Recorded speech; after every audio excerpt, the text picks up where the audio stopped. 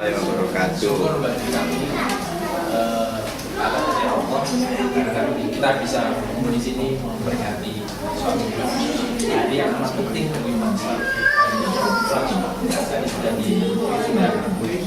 sedikit diceritakan atau diterangkan Pak Setio ketua pengajian kita makna di Surah Al-Qur'an. Mungkin nanti akan kita sedikit kita ingatkan tausiah dari Bapak Haji Dr. Fajar Hasan. Beliau kemudian kami coba sampaikan saja CV beliau. Beliau lahir di Wonogiri, Sulawesi Tengah, 3 Januari 1999. Mirip Pak pendidikan beliau pendidikan beliau S1 pendidikan matematika di Universitas Haluoleo Kendari. Kemudian tahun 97 tahun berapa Pak? Tahun sekitar tahun 90-an ya. 97 selesai. Kemudian tahun 97 selesai 92 di Universitas Haluoleo.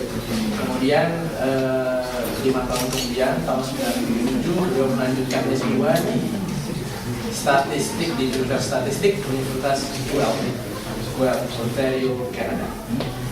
Kemudian selanjutnya dilanjutkan S3 juga dan lulus pada tahun 2007.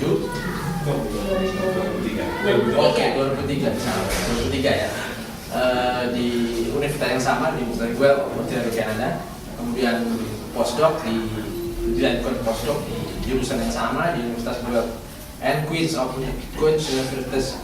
University of Kingston di Ontario. Kemudian 2007 hingga sekarang beliau adalah senior researcher biostatistician di European Organization for Research and Treatment of Cancer di Brussels, Belgia. Kemudian beliau juga aktif selama Jumat dan pengajian bulanan di KBRI Brussels. Maka rasa Indonesia Integrated kami juga sering bertemu dengan Mas Tio di pengajian online Pak. Jadi beliau salah satu inisiator dari pengajian online tersebut. Sekarang sudah sampai Ceko sampai Belanda. Punya 1 istri. Alhamdulillah Pak ya. Habis ya. Dan 4 orang anak. Alhamdulillah semuanya jagoan semuanya laki-laki semua. Mungkin itu CV singkat dan Pak Fajar Hasan. Mungkin waktu dan tempat kami persilakan Pak Hasan mungkin 30 menit. Saya tidak tahu kalau dikasih jatah begitu tidak tahu. Saya kalau sudah ngomong kayak kadang-kadang lupa berhenti. Ya mungkin nanti ada kita lanjutkan diskusi. Ada yang mau bertanya, mau klarifikasi sebagian mungkin juga masalah yang lain yang masalah fikihnya agak tidak ada sedikit yang bisa dijawab oleh yang bisa ditambahkan waktu dan tempat kami persilakan. Terima kasih Ustaz.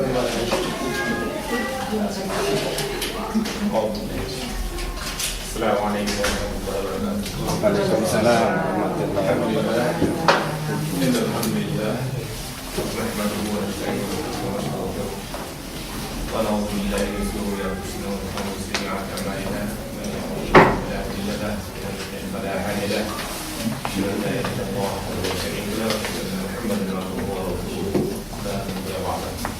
Allahumma shalli wa sallim wa barik ala sayyidina Muhammad wa ala alihi wa ashabihi ajma'in.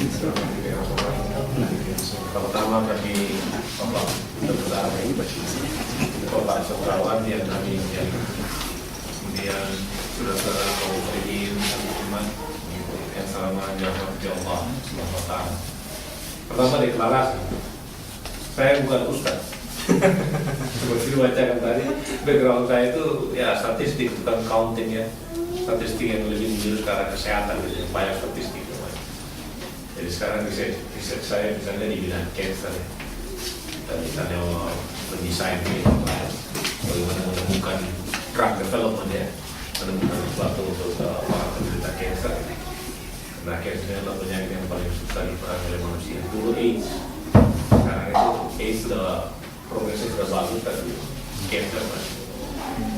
Some of them are really good. I mean, macam breast cancer kalau didetek earlier it's okay, dalam artian harapan hidup besar. Dan kalau sudah advance stage, misalnya stage 4, kemudian dideteksi ya itu harapan hidup tetap lebih bagus daripada pasien kanker paru misalnya. Nah itu sedikit intervention. Kemudian pertama-tama saya di sini lihat pengajian ini, pengajian al-ikhlas itu adalah suatu kata kecil tapi luar biasa, dan saking luar biasanya susah sebenarnya dilaksanakan. Ikhlas itu adalah kunci daripada, salah satu kunci daripada Islam, dan unfortunately kebanyakan umat Islam tidak bisa melaksanakan itu.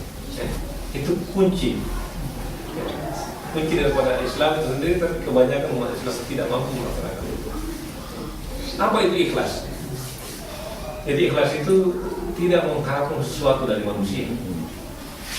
Tidak mengharapkan sesuatu dari manusia.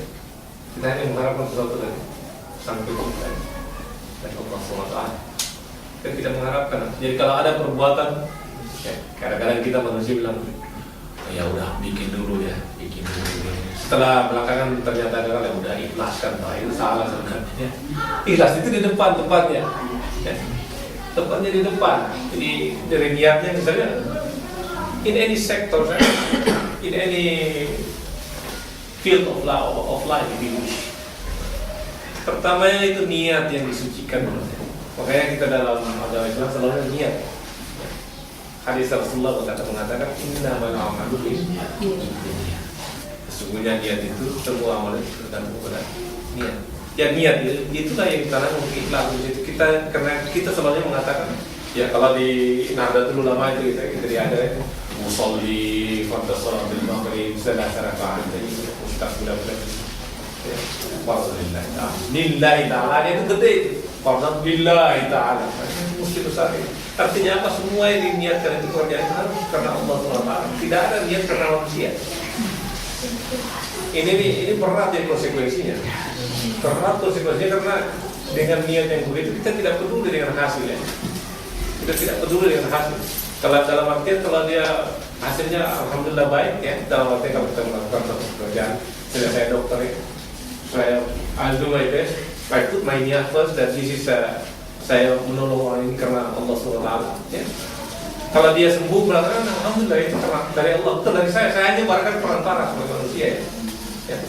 Itu konsep Islam, konsep ikhlas itu. Makanya saya lihat tadi kaget juga saya ini dahsyat ini.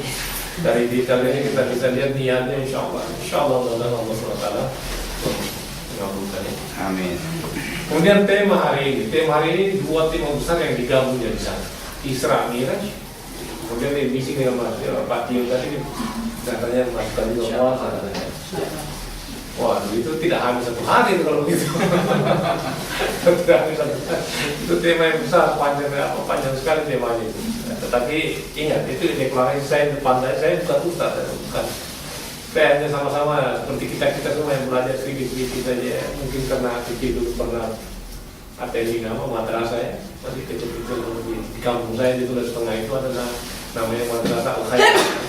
Al-Khairat itu dikenal di Indonesia Timur, pokoknya cukup bagus di Indonesia Timur.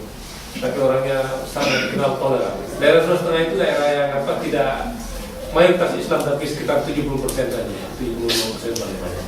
Di sana banyak orang Kristen, ini. Tetangga saya misalnya di kampung saya di Komodari tempat saya lain itu banyak Kristen, dan belakangan banyak orang Bali juga Pak.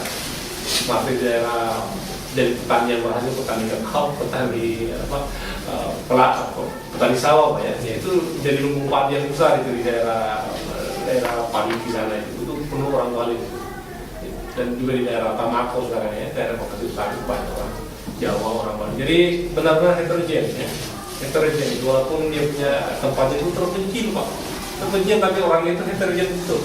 Makanya ketika ada kejadian Poso tahun 2000-an ya, kita kaget sekali karena selama itu luar biasa itu masyarakat di sana itu kadang-kadang saking tolerannya ya. Kita itu waktu masih kecil itu biasa dulu waktu masih Taman Soeharto ya, waktu digalakkan yang namanya toleransi itu.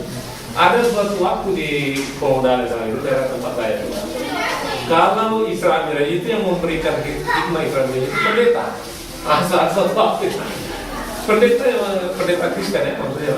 Kemudian kalau yang Natalannya itu memberikan ini hikmahnya Natal itu ustadznya saya diundang.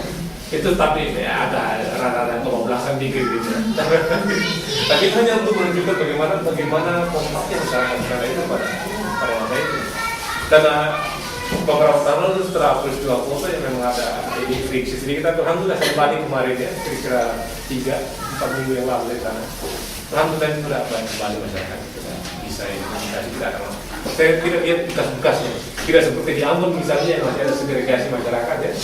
Di foto itu jauh lebih ini lebih koheren masyarakatnya, jauh lebih koheren setelah peristiwa besarnya ini. Kayak itu, jadi Isra Miraj. Itu pertama kita masuk ke situ insyaallah.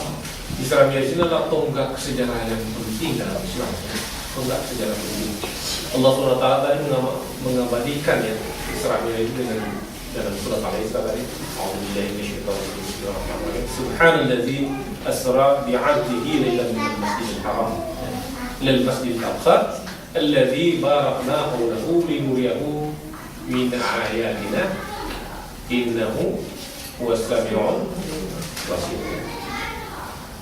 Jadi Maha Suci Allah SWT yang telah memperjalankan hambanya, maksudnya memperjalankan hambanya Muhammad SAW ya, dari Masjidil Haram ke Masjidil Aqsa ya. Alladzi barakna haulahu ya. Untuk Allah persaksikan perlihatkan kepadanya sebagian dari tanda-tanda kebesaran Allah SWT ya. Linuriyahu min ayatina. Jadi ayatina itu artinya tanda-tanda.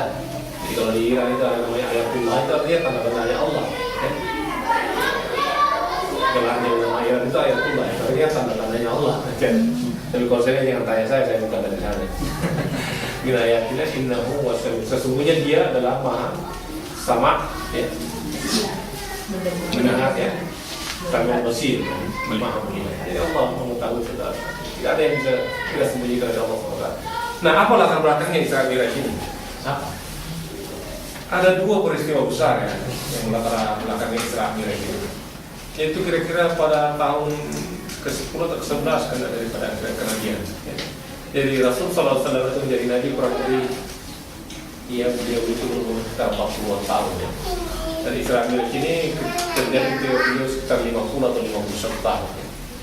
Jadi waktu itu dalam sejarah kita baca bahwa beliau itu telah berdakwah di Mekah di kalangannya kaumnya.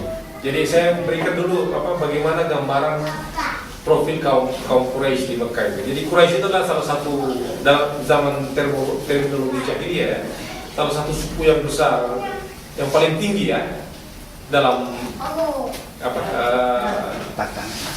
dalam tatanan masyarakat Arab jahiliyah. Tatanan masyarakat Arab jahiliyah. Jadi mereka orang yang paling dihormati karena mereka itu yang namanya pelindungnya Ka'bah, di mana Ka'bah berada. Jadi orang-orang Arab yang lainnya itu harus suwun ke mereka gitu ya, kalau mau datang gitu mau matur bahasa Jawanya begitu. Jadi harus kulun dulu kalau jadi itu beliau itu di situ ya. Dan beliau terlahir di situ dan dia menyampaikan kepada kaumnya ini kan kaum Quraisy namanya ya. Jadi suku beliau itu jadi Quraisy itu ada lagi namanya puak-puak ya, ada cabang-cabangnya. Beliau itu berasal dari Bani Hashim yang bersaudara dengan Bani Muttalib ya. Bani Hashim dari Bani Muttalib. Nah, sebelum Isra Miraj ini terjadi suatu peristiwa besar yaitu pengasingan dua puak tadi. Ada namanya puak Bani Hashim dan Bani Muttalib. Kenapa mereka diasingkan oleh suku Quraisy lainnya? Karena mereka itu bagian daripada puaknya Nabi Muhammad SAW. Jadi Quraisy itu begitu kerasnya menentang Islam ketika datang ya. Ketika dia datang Islam, mereka begitu kerasnya menentang Islam. Jika mereka tidak berhasil menaklukkan Nabi dalam artian membujuk ya, mereka juga mengasingkan. Jadi bukan cuma Nabi yang diasingkan dengan keluarga gitu ya. Nah di tengah pengasingan itulah kita lihat bagaimana dedikasi istri dari Muhammad SAW yang bernama Khadijah ya. Khadijah ini sebagaimana kita ketahui adalah seorang pedagang yang kaya raya, luar biasa kayanya ya. yang punya harta yang. Jadi baginda ya, Nabi Muhammad SAW itu adalah karyawannya, ya, karyawannya Khadijah. Jadi dia salah seorang yang berdagang under dia punya bos itu Khadijah waktu itu. Jadi kalau kita baca waktu dia ke Syria ya, ke Syam, ya, ke Syam sana, beliau itu membawa barang dagangannya Khadijah. Jadi setelah menikah, jadi bisa dibayangkan bagaimana wealthy-nya Khadijah itu. Nah, dalam pengasingan 3 tahun itu, seluruh hartanya ini Khadijah habis. Kenapa? Ketika pengasingan ini terjadi, semua akses ekonomi, akses sosial, akses kepada air itu di padang pasir orang hidup dengan baik. Di Makkah itu kalau ke Makkah itu batu semua, tanaman jarang yang tumbuh gitu. Jadi air itu hal yang penting, itu harus dibeli. Tadinya mereka punya share, bisa ya ambil sebagian share daripada di situ. Sekarang tadi kita mesti beli, mesti sekeping emas setiap kali ya. Jadi 3 tahun itu habis. Nah, tapi dengan pertolongan Allah, karena orang Quraisy itu ada perjanjiannya ya, yang mereka pasang di Ka'bah waktu itu. Nah, kalau ketika 3 tahun itu berakhir, ada di antara orang Quraisy yang mengecek, ternyata perjanjian itu sudah habis dimakan raya. Ya, jadi tulisan sudah jadi, otomatis tidak berlaku lagi ini pengasingan itu. Jadi pertolongan Allah SWT ya. Jadi ketika selesai itu, namanya pengasingan tadi, meninggal Pak Khadijah kan. Karena begitu banyak pendustaan juga yang dialaminya. Meninggal dia. Dan setelah meninggalnya Khadijah itu, bukan cuma itu, disusul lagi oleh paman beliau ya, bapaknya Ali bin Abi Thalib, karena yang bernama Abu Thalib. Paman beliau itu adalah seorang yang luar biasa dia dalam memprotek baginda sallallahu alaihi wasallam. Karena Arab ini masyarakat Quraisy adalah masyarakat yang paternalistik di Indonesia. Dia punya sifat. Jadi kalau ada yang sudah memprotek saya di sini, kamu tidak boleh ganggu. Nah, selama ini yang memprotek Nabi sallallahu alaihi wasallam itu adalah pamannya. Paman beliau itu adalah, jadi orang Quraisy itu tidak ada yang berani membunuh beliau selama pamannya masih hidup. Ya. Jadi kalau kita lihat dalam peristiwa lainnya hijrah itu, orang Quraisy itu sudah berani mau datang membunuh. Ya. Karena sudah meninggal pamannya. Ya. Hijrah itu terjadi kurang lebih 1 tahun setelah Israel. Jadi di situ tadi tahun kesedihan, hilang 2 pelindung utama yang mensupport dengan kekayaan, yang mensupport dengan kekuatan, tidak ada, semua pergi. Di tengah hal yang demikian, tidak terlalu banyak pengikut Nabi SAW di Mekah. Pengikutnya sudah banyak yang diperintahkan oleh beliau untuk berhijrah. Berhijrah kemana? Sebelum Madinah Pak, ke Ethiopia sekarang ya, ke Habsyi. Jadi ingat itu, kita Muslim pertama itu berhijrahnya kemana? Ke Habsyi, ke Abyssinia namanya, Abyssinia, Ethiopia sekarang ini. Dan orang situ orang Kristen ya, jangan salah. Habsyi itu orang Kristen itu, dan mereka yang belum kita pertama. Itulah dalam Al-Quran kalau kita baca banyak itu ahli kitab, terutama orang Kristen itu kita dekat dengan mereka. Seharusnya kalau terjadi sesuatu yang ada rada aneh-aneh sekarang ya itu silakan berefleksi ya, silakan berefleksi. Saya tidak bisa bilang apa-apa, berefleksi saja.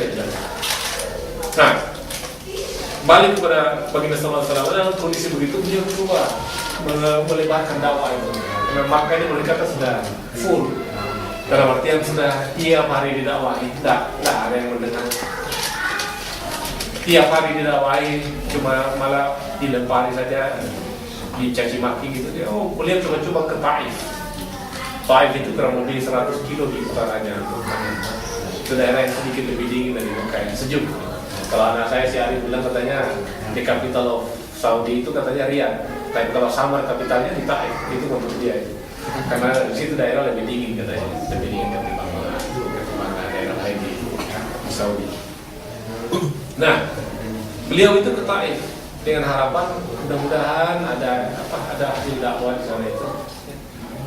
Beliau waktu itu berumur kurang lebih 50 atau 51 tahun ya, dan seorang tua yang berumur 50 tahun berjalan di padang pasir kurang lebih 100 km. Ini berjalan, ini bukan naik unta atau naik apa, berjalan. Dia pergi kalau menurut sirah itu dengan salah seorang anak angkatnya, Zaid itu. dengan harapan mudah-mudahan Allah membukakan pintu hidayah kepada orang-orang di Taif. Dan Taif ini secara adat feodalnya jahiliyah, adat jahiliyahnya orang Arab adalah suku yang dibawanya Quraisy, ya, tingkatannya gitu ya. Jadi ada harapan begitu Nabi mungkin mereka lebih bisa menyambut dakwah sebagai salah. Namun apa yang terjadi ketika dia tiba di sana? Dia itu ditolak oleh orang-orang Taif. Bukan cuma ditolak, dihinakan. Jadi orang Taif itu menyuruh pemimpin Taif itu menyuruh anak-anak dan wanita dan budak-budak untuk melempar baginda sallallahu. Dilemparnya Nabi, sekujur tubuhnya itu berdarah ya Pak. Sekujur tubuhnya itu berdarah. Jadi dia keluar dari Taif itu kayak orang mengusir binatang gitu, diludahi, dilempar, dicaci maki gitu. Sehingga dia melantunkan sebuah doa yang luar biasa ini ya. Saya kalau sering baca doa ini sedih sekali saya baca ini. Tapi biar saya coba bacakan insyaallah supaya kita coba menggali dia punya makna. Saya bacakan mungkin satu bait pertama doanya dalam bahasa Arab supaya kita. Terjemahan saya ini bahasa Inggris sebenarnya. Mungkin nggak apa-apa ya. Jadi ketika dia tiba ke satu tempat di Taif itu, dia terjatuh di berlutut di dekat sebuah pohon gitu. Dengan muka berdarah-darah, badan berdarah, itu dihinakan dan penuh ludah gitu, diusir sama anak-anaknya. Dia mengatakan begini, Allahumma ilaika ashku da'fu quwwati. Jadi dia katakan kira-kira begini. Ya Allah, I complain to you of my weakness, the scarcity of resources and the humiliation I am subjected to by the people. Jadi bagaimana tidak dikatakan kepada humiliation? Dia dari seorang Arab yang Quraisy ya. Dan di Quraisy bukan cuma Quraisy biasa, Quraisy yang tingginya gitu ya. Dan ternyata dia dihinakan oleh suatu suku yang rendah gitu. Bukan cuma sukunya yang menghinakan, tapi dilempari oleh wanita ya. Dalam Arab jahiliyah terminologi itu makhluk yang paling rendah. Jahiliyah. Karena itu kita dengar cerita misalnya kenapa mereka kadang-kadang malu punya anak perempuan dikuburkannya anak perempuan itu hidup-hidup. Ini Arab jahiliyah. Arab jahiliyah. Itulah dalam doa ini kita lihat bagaimana ini. Baginda sallallahu mengatakan, jadi saya comply kepada Engkau ya Allah, kepada kelemahan saya. Dari tidak adanya resources yang saya punyai ya Allah, dan daripada humiliation ya, penghinaan yang saya terima dari manusia. Kemudian dia berkata, oh most merciful ya Allah, Tuhan yang Maha Pemurah, ya Arhamar Rahimin katanya. Oh, kemudian dikatakannya juga dia Rabbil Mustada'afin ya. Artinya Tuhan daripada orang-orang yang lemah. Hai Tuhan daripada orang-orang yang lemah. Kepada siapa engkau meninggalkan saya? Kepada siapa engkau meninggalkan saya? Kepada orang-orang asing. Maksudnya dia refer kepada penduduk Taif ya. Karena itu mereka asing dalam artian dia dari Quraisy, mereka dari penduduk Taif. Kepada orang asing yang menerima saya dengan segala kebenciannya, dengan segala permusuhannya, atau kepada enemy, kepada musuh-musuh saya. Maksudnya dia refer kepada sukunya sendiri, orang Quraisy yang musuh dia, yang telah memberikan, yang engkau telah berikan mereka, ya, maksudnya engkau Allah telah memberikan mereka itu kekuatan dan to control my affair gitu. Dalam artian mereka itu subjektif baginda sallallahu alaihi wasallam setiap hari dengan humiliation pula orang-orang Quraisy itu. Namun setelah itu apa dia bilang? Peringatan kepada kita. Jadi Rasul sallallahu alaihi wasallam mengatakan, selama engkau tidak marah kepada saya ya Allah, I do not care. Inilah intinya ikhlas tadi. Dan diceritakan dalam hadis ya, setelah doa ini baginda sallallahu alaihi wasallam, Allah SWT mengutus Jibril alaihissalam dengan Mikail alaihissalam dan datang kepada baginda mengatakan, ya Rasulullah, pintalah katanya, pinta saja katanya. Kalau engkau meminta maka kami akan mengangkat dua gunung di tanah ini dan melontarkannya kepada masyarakat yang ada di situ ya, orang-orang durhaka ini. Tapi apa baginda sallallahu alaihi wasallam mengatakan waktu itu? Tidak, katanya. Sesungguhnya mereka itu adalah orang yang tidak mengetahui. Lihat dakwah Islam itu ya. Intinya dakwah Islam itu kita tidak pernah mengintroduce hostility ya. Ini Rasul sallallahu alaihi wasallam diminta oleh malaikat, kalau engkau meminta, kita akan hukum orang-orang ini. Karena sudah begitu berlebihan mereka perlakukan engkau. Tapi apa yang bilang? Tidak, katanya. Sebenarnya mereka itu kaum orang-orang yang tidak mengetahui. Dari sulbi mereka, ya, maksudnya dari anak keturunan mereka, saya harapkan suatu hari akan lahir orang-orang beriman. Ya. Suatu hari akan lahir orang beriman di antara mereka yang memuliakan namamu ya Allah. Itu jawab baginda sallallahu alaihi wasallam kepada Jibril dan Mikail alaihissalam. Nah, itu tadi introduction-nya ya, introduction. Dan setelah itu baginda sallallahu alaihi wasallam diperjalankan dengan Isra dan Mi'raj tadi. Jadi untuk memperlihatkan, ya Muhammad, lihat yang kamu concern dengan dunia kecil sekali, tidak ada apa-apanya. Ini saya perlihatkan kepadamu sekarang bagaimana tanda-tanda bersama Allah SWT. Ya, tanda-tanda bersama Allah. Jadi ya, diperlihatkan kepada baginda sallallahu alaihi wasallam bagaimana kecilnya masalah dunia itu dan bagaimana besarnya masalah akhir. Dan ini yang harus kita wanti-wanti dalam diri kita sendiri ya. Terutama dalam apa aktivitas kita sebenarnya. Pejabat misalnya kalau dia muslim, dia aware of it. Jabatan itu hal yang kecil diamalkan Allah sama kamu, tapi pertanggungjawabannya itu besar nanti di akhirat nanti. Kita tidak main-main. Ketika Rasulullah SAW ditanya, ya, bagaimana bandingannya dunia ini dengan akhirat? Ya, ditanya bagaimana bandingannya dunia dengan akhirat? Jangan jauh dari isyarat. Dia masukkan tangannya ke dalam air. Lihat apa yang tersisa ini dunia ini katanya. Tetesan air yang di tangan saya ini adalah dunia, dan akhirat itu adalah lautan yang kalian tanam tadi di sini. Insya Allah kalau ada itu hal yang demikian di sini, kita punya hidup akan lurus.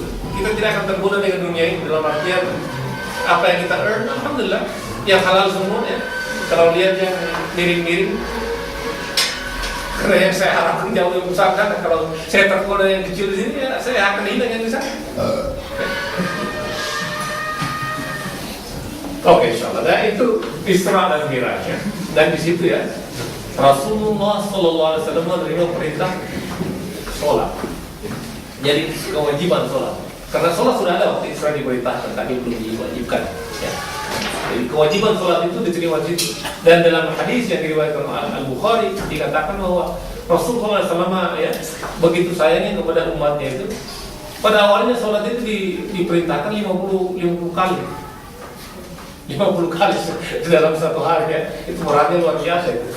Tapi baginda begitu sayangnya kepada umatnya, jangan-jangan umat saya tidak mampu. Dia mohon kepada Allah SWT diberikan iman sehingga tibalah yang namanya salat 5 waktu. Nah, apa itu sholat? Nah, itulah yang kita bahas lagi. Berapa lagi waktu saya masih ya? Ada masih banyak Pak. Kenapa itu sholat itu penting? Ya? Sholat itu bagaimana sih? Pertama-tama kalau sholat, sebelum sholat apa dikerjakan? Wudhu. Purification. Iya. Ya? Wudhu atau tohara ya? Kalau habis Islam harus mandi wajib dulu ya. Purify yourself. Jadi dari rukun Islam yang ada itu, yang 5 itu, ada beberapa di antaranya itu closely related to the purification. Sholat itu purification. Dia dalam hadis dikatakan bagaimana fungsinya sholat itu. Rasulullah SAW menjelaskan kalau ada seseorang yang di rumahnya pinggir sungai ya, dan dia mandi 5 kali sehari semua dalam setiap hari, apa masih ada kotoran yang melekat di badan? Purification. Dan ketika kita berbicara mengenai purification, itu bukan hanya di badan, tohara ya. Ini bukan hanya badan. Toharanya badan ya itu tadi dengan mandi wajib, dengan mengambil wudhu, itu toharanya badan. Ya, dengan beristinja juga enak, bagian dari toharanya badan. Tapi ada juga toharanya hati. Ya. Tazkiyah, purification. Bagaimana kita membersihkan hati kita dari dengki mungkin yang ada di diri kita, ya. Dari keinginan untuk menggibah, ya. Kita tahu gibah itu di Indonesia populer itu. Gosip. Gosip. Membicarakan kayak kejelekan orang, ya. Itu harus di-purify, ya. Para ulama mengatakan itu untuk harus kepada setiap muslim harus aware setiap harinya paling tidak sebelum tidur kalau malam pikir-pikir apa yang kita buat hari ini, apa sudah kita sudah menyakiti hati orang, apa sudah kita melakukan hal yang jelek kepada manusia. Kalau kita melakukan itu kepada manusia, minta maaf kepada manusia, karena ini bedanya perbuatan dosa kepada manusia dan perbuatan dosa kepada Tuhan, ya. Kalau kepada Tuhan kita minta langsung minta maaf, kalau kepada manusia dulu kita minta maaf, lalu minta maaf kepada Allah SWT. Itu beratnya kan melakukan kejahatan sama manusia, ya. Karena manusia dulu yang harus ini kita pergi mohon maaf dari manusianya. Setelah itu entah diterima atau tidak sama manusia, baru kita memohon ampun kepada Allah SWT, ya. Itu tazkiyah tadi, tazkiyah. Jadi pilih.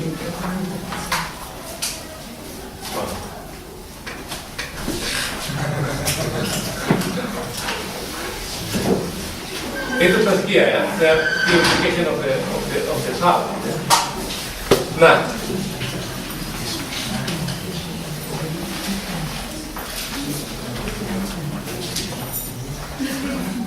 sekarang saya buka jimat saya. Itu artinya sudah setengah. Itu kan kita sudah Islamiyah. Jadi hikmah yang paling besar Islamiyah tadi adalah sholat. Kalau ada pertanyaan mengenai detail-detailnya sholat, ya tidak apa-apa, nanti kita ini. Ya. Kemudian, ya, yang terkait erat dengan ini sholat tadi, ya. Tidak ada dalam Al-Quran. Saya akan memberikan ini kira-kira Pak hubungannya dengan tazkiyah tadi, ya. Ada salah satu ayat dalam Al-Quran di dalam surat Al-Baqarah 129 atau surah yang sama juga, ya, dalam surat lainnya. Kalau tidak salah ini tidak ingat persis, tapi ada ayatnya di sini saya bacakan. Allah mengatakan begini dalam firman-Nya, "Walladzi ba'atsa fil ummiyina rasulan minhum yatlu 'alaihim ayatihi wa yuzakkihim wa yu'allimuhumul kitaba wal hikmah wa in kanu min qabli lafi dhalalin mubin." Jadi Allah mengatakan, Dialah yang telah memutuskan kepada kalian, yang mengutus kepada kalian, ini orang Arab yang ummiyin. Ummiyin itu artinya orang tidak bisa membaca. Jadi orang Arab itu orang yang tidak bisa membaca. Seorang rasul, yakni Nabi Muhammad SAW, dari kalangan mereka sendiri, maksudnya dari bangsa mereka. Karena orang-orang Arab ini, historically, mereka itu cemburu dengan orang Yahudi. Kenapa? Mereka itu dari satu bapak yang sama, ya, dari Ibrahim alaihissalam, ya. Tapi orang Yahudi itu banyak sekali turunan dari mereka. Jadi ada Nabi Ishak, ya, kemudian Nabi Yakub, ya, kemudian Nabi Daud, Sulaiman, Isa alaihissalam, semua Nabi itu di kalangan Bani Israel. Sedangkan kalangan Arab ini hanya Ismail saja satu. Jadi ketika orang-orang Arab bertemu dengan orang Yahudi di Yathrib, ya, di Madinah, mereka sering cemburu. Waduh, kenapa saudara kita yang dapat ini banyak sekali, mereka dapat ini, Pak? Orang yang diutus, sedangkan kita ini tidak perlu, baru satu saja. Nah inilah dijawab oleh Allah SWT. Dan itu karena doanya Ibrahim AS juga dalam ayat yang Al-Baqarah 129, nanti dicek di rumah aja. Doa Nabi Ibrahim AS itu. Jadi ini salah satu dari 3 pilar fungsi besar di mana baginda sallallahu alaihi wasallam itu adalah yang pertama, yang membacakan kepada mereka ayat-ayat Allah, ya. Yatlu 'alaihim ayatihi. Itu pertama. Kemudian wa yuzakkihim. Fungsi baginda sallallahu alaihi wasallam wa yuzakkihim, membersihkan. Jadi yang kita bilang tazkiyah tadi, ya. Kalau orang dulu namanya tasawuf. Ya. Dan dulu kita kenal dengan ilmu tasawuf. Kemudian wa yu'allimul kitab wal hikmah, dan mengajarkan kepada mereka kitab, maksudnya Al-Quran, ya, dan hikmah. Hikmah ini yang banyak kita punya sekarang. Walaupun Pancasila mengatakan, ya, ingat Pancasila itu ada hikmah di dalamnya, gitu. Sila keberapa? Keempat, ya. Yang dipimpin oleh hikmah, kebijaksanaan. Hikmah itu literally taken from Al-Quran, ya. Hikmah itu apa? Bijak, gitu ya. Artinya dia mengetahui situasi. Karena ada manusia, ya, maksudnya Muslim itu, ada manusia Muslim itu yang literal, dalam artian tanpa hikmah. Dia bos saja apa yang bilang. Misalnya orang memerintahkan, misalnya semua yang diterjemahkan secara literal. Misalnya kita diperintahkan untuk memerangi, ya, musuh-musuh Allah SWT. Jadi diterjemahkannya secara literal tanpa melihat konteks. Jadi kehilangan hikmah. Ini bahayanya kalau orang menafsir Al-Quran tanpa hikmah, bahaya sekali. Makanya dulu itu yang boleh menafsir Al-Quran itu hanya orang yang mempelajari tasawuf. Misalnya apa? Imam Nawawi, Imam Syafi'i, Imam Malik, semua orang-orang itu orang mempelajari tasawuf. Ya. Kemudian Ibnu Hajar Al-Asqalani, Ibnu Hajar Al-Haytami, ya. You name the name of the scholar of Islam in the past. All of them take the tasawuf as a part of the religion. Ya. Karena itu mempelajari hikmah tadi dan berhubungan dengan tazkiyah. Nah, ketika ilmu ini hilang, timpang jadinya agama. Timpang. Karena Imam Malik mengatakan kalau orang yang mempelajari agama, ya, tanpa tasawuf itu sama dengan orang pincang. Begitupun kalau mempelajari tasawuf tanpa agama itu juga pincang juga. Jadi harus kedua-duanya ada. Terlalu banyak mengenai bicara. Mungkin sekarang kita masuk ke puasa. Saya insyaallah akan bawakan satu ayat tadi, ya, ayat kutiba yang populer sekali dan surah Al-Baqarah. Allah mengatakan a'udzubillahi minasyaitonir rajim. Ya ayyuhalladzina amanu kutiba 'alaikumus syiyam kama kutiba 'alal ladzina min qablikum la'allakum tattaqun. Bil ayyamin ma'dudat. Dan seterusnya dibaca sendiri insyaallah. Jadi hai orang-orang yang beriman, ya, diwajibkan. Kutiba itu artinya dituliskan, bahasa Arab. Siapa yang pintar bahasa Arabnya kutiba itu artinya dituliskan, artinya diwajibkan kepada kalian. It has been prescribed, ya, bahasa Inggrisnya. It has been prescribed to you, ya, untuk berpuasa pada bulan Ramadan. Dan ini diberikan dalam konteks apa? Sebagaimana telah diwajibkan kepada umat sebelum kamu. Jadi ada umat Islam yang ada kewajiban berpuasa kepada mereka. Dalam Kristen ada puasanya, di Hindu ada juga puasa, kan? Itulah has been prescribed kepada umat-umat sebelum kita. Tapi apa yang diharapkan kepada kita di sini? La'allakum tattaqun. Mudah-mudahan kalian menjadi pribadi-pribadi yang bertakwa. Ini lagi salah satu hal yang susah. Tadi pertama ikhlas, namanya pengajian ini susah. Kemudian yang ini takwa. Wah, tapi kita dalam Indonesia itu luar biasa. Kita kalau tidak bertakwa kan tidak bisa jadi pejabat, ya. Itu ada ini. Saya ingat dulu waktu saya jadi PNS, ambil sumpahnya harus bertakwa kepada Tuhan. Kalau tidak bertakwa tidak bisa. Itu sumpah PNS itu.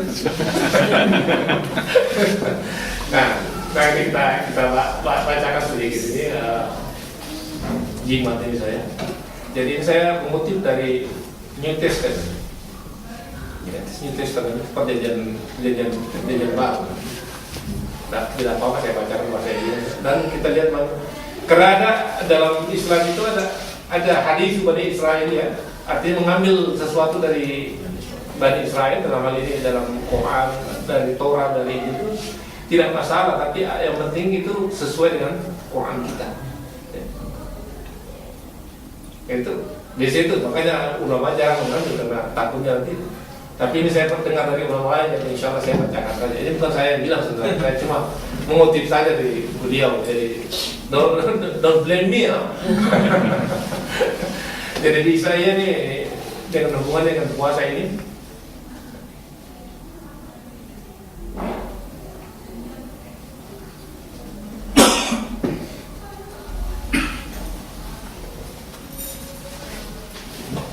jadi Isaiah 58:67 itu dia mengatakan begini, it is not the kind of fasting I have chosen, to loose the chains of injustice and untie the cords of the yoke, to set the oppressed free and break every yoke. Okay. Kemudian, it is not to share your food with the hungry, and to provide the poor wanderer with shelter.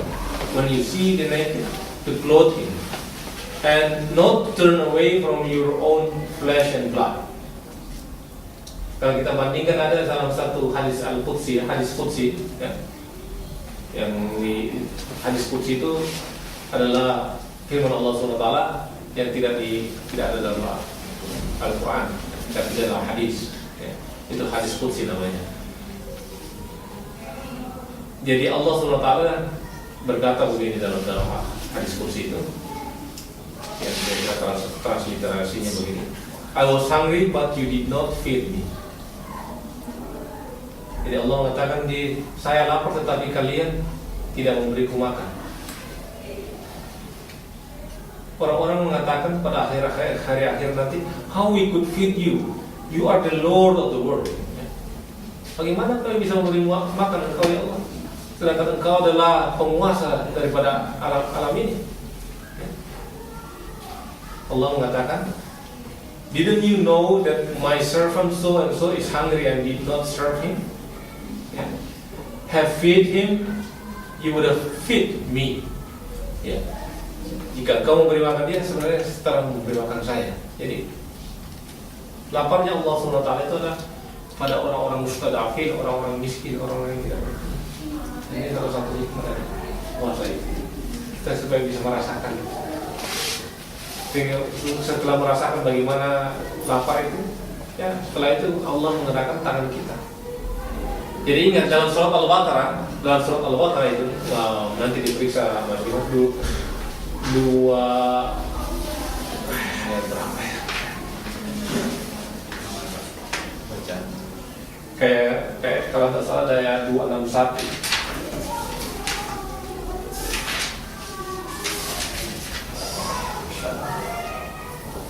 Jadi dari 261 itu Allah mengatakan perumpamaan orang-orang yang menginfakkan hartanya di jalan Allah seperti sebutir biji yang menumbuhkan 7 tangkai dan 7 tangkai ada 100 biji. Allah melipat gandakan bagi siapa yang dia kehendaki.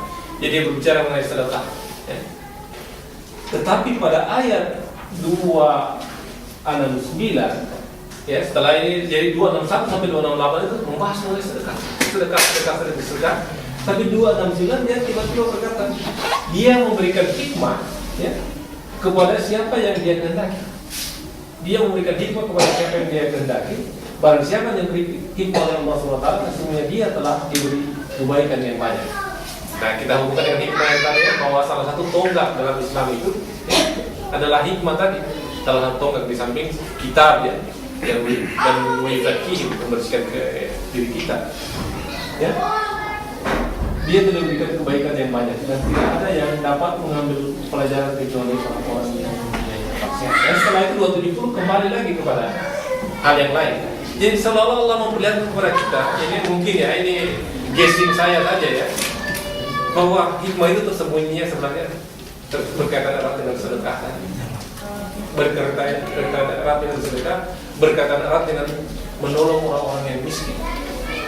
Menolong orang-orang miskin, ya, pro rakyat, ya, bahasa Indonesia ya, pro apa, bahasa politik di zaman sekarang, pro kaum lapar atau pro apa, tapi itu hikmahnya itu di situ. Dan itu kebanyakan kita, ya, para ulama mengatakan jalan pintas untuk mendapatkan hikmah itu adalah bersedekah yang baik.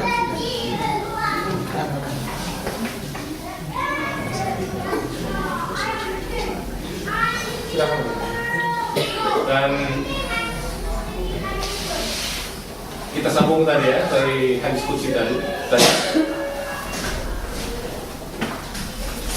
Mungkin dalam 5 menit lagi kita selesai insyaallah. Ya. Kemudian Allah mengatakan juga dahulu ada hambaku yang sakit. Kiranya aku jenguk dia, niscaya kamu telah menjenguk aku di sini. Ya. Dahulu ada hambaku yang lapar, sekiranya engkau beri makan kepada dia, niscaya engkau menemukan aku berada di sini. Dahulu ada hambaku yang telanjang, sekiranya engkau berikan pakaian kepadanya, niscaya engkau akan menemukan aku di situ. Nah itulah datang ayyamam ma'dudah. Itulah beberapa hari yang ditentukan. Maksudnya menentukan apa sini? Untuk berefleksi. Puasa itu adalah bulan untuk berefleksi. Sudah ditentukan pada kita. Jadi tiap tahun ada apa kayak circle gitu ya, di mana kita harus berefleksi, merenungkan apa ya. Sayyidina Umar mengatakan begini, hasibu anfusikum qabla anfu hasan. Hisab dirimu ya, hisab dirimu sebelum kamu dihisab. Jadi ini bulan untuk berefleksi. Jadi mudah-mudahan insyaallah bulan Ramadan ini kita gunakan sebagai bulan tempat kita untuk berefleksi, memikirkan bagaimana apa yang kita sedang lakukan di umur kita ini. Karena sesungguhnya umur itu pada hakikatnya berkurang ya. Jangan berbangga kalau tahun ini saya naik jadi 44 tahun misalnya. Sebenarnya kalau di atas saya 70 itu sudah berkurang ya. Sudah berkurang ya. Sudah tinggal 30 saja barangkali. Tidak cukup 30, 26 aja. Jadi itu untuk berefleksi, bulan berefleksi insyaallah.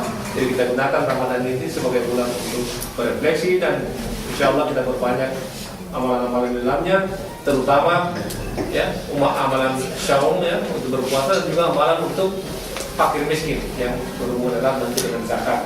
Nanti insyaallah Pak Dimas nanti Ustaz Dimas dan Pak Tio akan membahasnya pada saat-saat yang mengajar begini yang akan datang insyaallah. Jadi itu saja apa-apa yang saya katakan yang bisa sampaikan kepada kita hari ini. Pada dasarnya saya mengajar kita untuk berefleksi bersama-sama. Dan saya seperti saya tekan di depan saya tadi, di bagian depan tadi saya bukan ustadz ya, bukan ustadz. Jadi kalau pun banyak keliru di dalam mohon maafkan saya, mohon maafkan itu adalah kekurangan saya sebagai manusia. Dan kalau ada pun ada yang benar, saya itu datangnya dari Allah SWT bukan dari juga saya. Demikianlah Allah wa iyyakum ajma'in. Wassalamualaikum warahmatullahi wabarakatuh. Alhamdulillah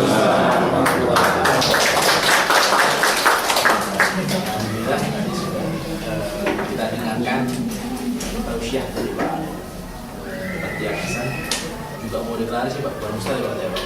Itu cuma gaya aja Pak. Passion aja Pak. Sesuaikan dengan tema.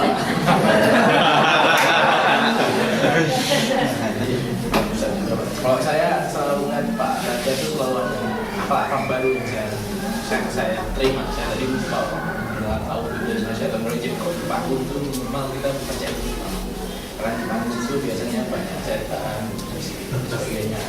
Pak Batia itu saya juga lupa tadi mengucapkan salawat masalah Pak. Kalau saya pribadi selalu diingatkan oleh Pak Batia. Kalau saya bilang mengajar online Pak Batia kiainya. Karena kalau Pak Batia nggak datang di pengajian online-nya, yang lainnya pada nggak mau datang. Kalau saya alhamdulillah beliau sudah memberikan hal yang berguna bagi kita, tahu juga bagi saya, seperti kayak ini kasih air dingin ini Pak, monggo sekalian diminum bagi Pak, kayak dikasih air sehingga kadang-kadang kita lupa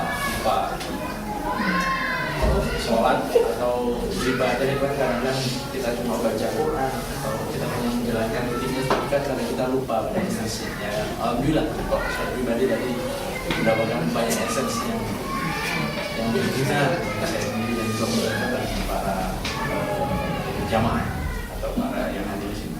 Mungkin ada pertanyaan dari Bapak Ibu, apa aja pertanyaannya Pak ya? Mungkin insya Allah mungkin Pak. Saya senang tinggal di Sorong aja. Ada pertanyaan apa yang ada mau didiskusikan kembali dari Bapak Ibu monggo ya. Silakan yang mau. Sudah. Ya, kalau nggak ada, nanti mungkin setelah. Oh, oke. Nanti setelah makan. Mungkin setelah makan ngobrol dengan. Oke.